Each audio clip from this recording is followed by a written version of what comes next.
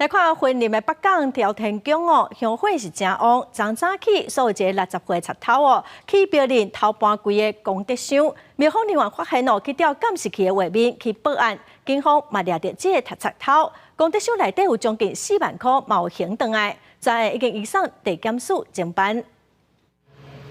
为监视器画面会当看到，初十透早6点左右，一个查甫人伫北港朝天宫内底行来行去，上阵时机就去主殿倒平的文昌殿，直接把功德箱搬去便所，先用黑色袋啊包起来，放伫围墙边啊，尾啊随射去外口，把功德箱规个搬去。 我们的文昌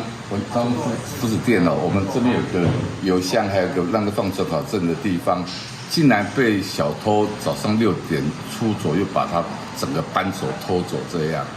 庙方表示，文昌殿内底写根本地名箱啊，是互考生甲准确证放入去箱啊内底，佮添管央求祈求考试顺利。平常时敢若甲锁起来，无甲固定，无想到这个贼头若先观察过路线了后，直接甲偷搬走。 歹徒行窃后逃逸，庙方人员并向警方报案。经警方调阅监视器及查访后，锁定一名林姓男子涉案，立即拘捕到案，并起出赃款新台币